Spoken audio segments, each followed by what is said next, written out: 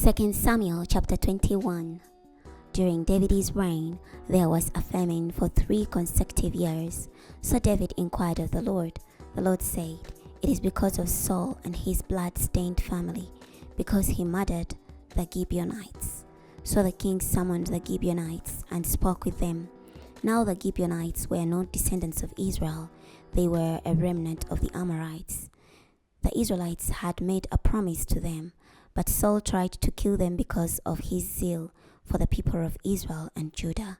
David said to the Gibeonites, "What can I do for you, and how can I make amends so that you will bless the Lord's inheritance?" The Gibeonites said to him, "We have no claim to silver or gold from Saul or from his family, nor would we be justified in putting to death anyone in Israel." David asked, "What then are you asking me to do for you?"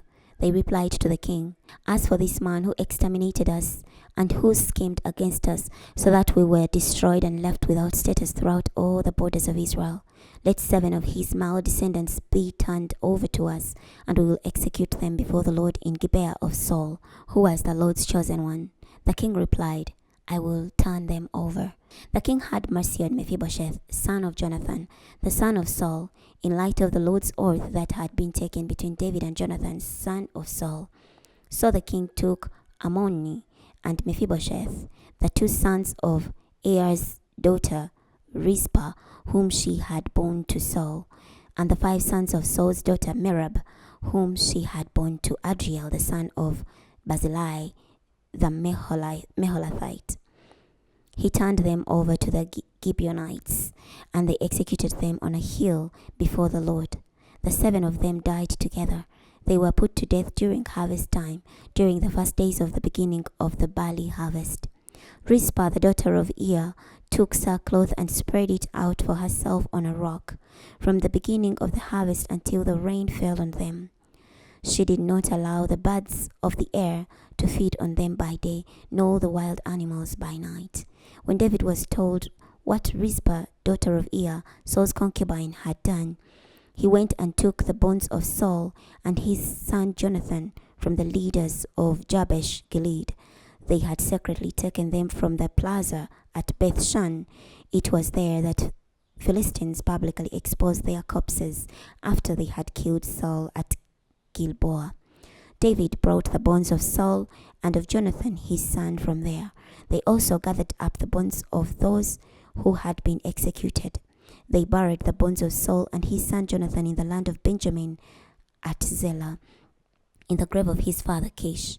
After they had done everything that the king had commanded, God responded to their prayers for the land. Another battle was fought between the Philistines and Israel. So David went down with his soldiers and fought the Philistines. David became exhausted. Now Ishbi-Benob, one of the descendants of Rapha, had a spear that weighed 300 bronze shekels, and he was armed with a new weapon. He had said that he would kill David. But Abishai, the son of Zeruiah, came to David's aid, striking the Philistine down and killing him. Then David's men took an oath, saying, "You will not go out to battle with us again. You must not extinguish the lamp of Israel." Later there was another battle with the Philistines, this time in Gob. On that occasion, Sibbecai, the Hushathite, killed Sup, who was one of the descendants of Rapha. Yet another battle occurred with the Philistines in Gob.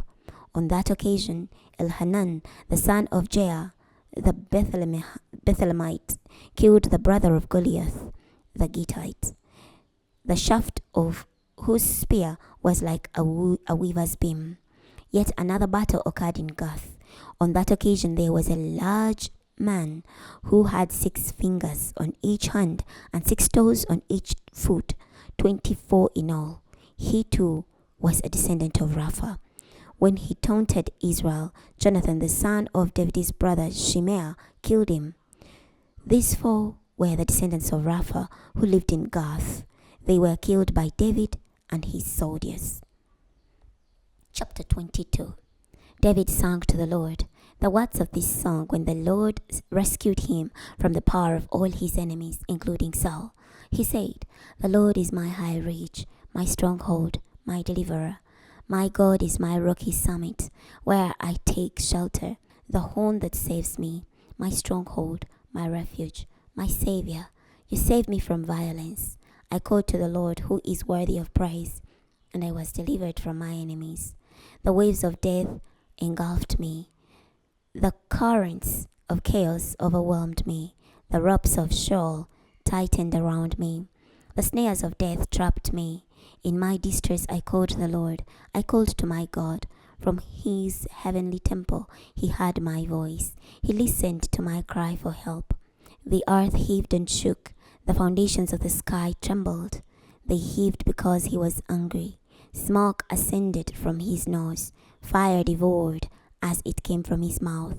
He hurled down fiery coals. He made the sky sink as he descended. A thick cloud was under his feet. He mounted a winged angel and flew. He glided on the wings of the wind. He shrouded himself in darkness, in thick rain clouds. From the brightness in front of him came coals of fire. The Lord thundered from the sky. The sovereign one shouted loudly. He shot arrows and scattered them, lightning and rooted them. The depths of the sea were exposed. The inner regions of the world were uncovered by the Lord's battle cry, by the powerful breath from his nose. He reached down from above and grabbed me. He pulled me from the surging water. He rescued me from my strong enemy, from those who hate me, for they were too strong for me. They confronted me in my day of calamity, but the Lord helped me. He brought me out into a wide open place. He delivered me because he was pleased with me. The Lord repaid me for my godly deeds. He rewarded my blameless behavior, for I have obeyed the Lord's commands. I have not rebelled against my God, for I am aware of all his regulations, and I do not reject his rules. I was blameless before him.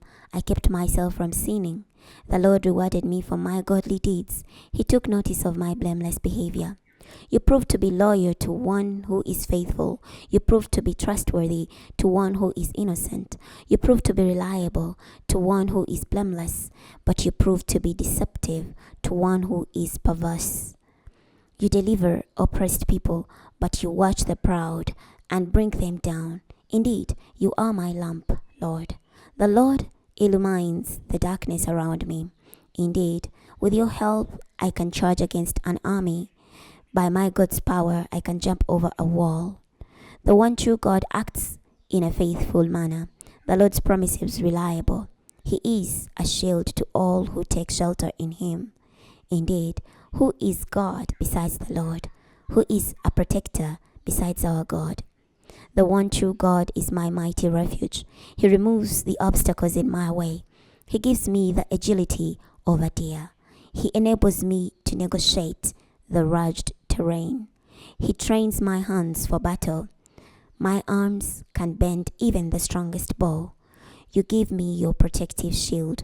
Your willingness to help enables me to prevail. You widen my path. My feet do not slip. I chase my enemies and destroy them. I do not stand back until I wipe them out. I wipe them out and beat them to death. They cannot get up. They fall at my feet. You give me strength for battle. You make my foes kneel before me. You make my enemies retreat. I destroy those who hate me. They cry out, but there is no one to help them. They cry out to the Lord, but he does not answer them. I grind them as fine as the dust of the ground. I crush them and stomp on them like clay in the streets. You rescue me from a hostile army. You preserve me as a leader of nations. People over whom I had no authority are now my subjects. Foreigners are powerless before me. When they hear of my exploits, they submit to me. Foreigners lose their courage. They shake with fear as they leave their strongholds. The Lord is alive. My protector is praiseworthy. The God who delivers me is exalted as king. The one true God completely vindicates me. He makes nations submit to me. He delivers me from my enemies. You snatch me away from those who attack me. You rescue me from violent men. So I will give you thanks, O Lord, before the nations. I will sing praises to you. He gives his chosen king magnificent victories. He is faithful to his chosen ruler, to David and to his descendants forever. We're stopping here today. Next time we're going to be starting from 2 Samuel chapter 23. I'll see you then.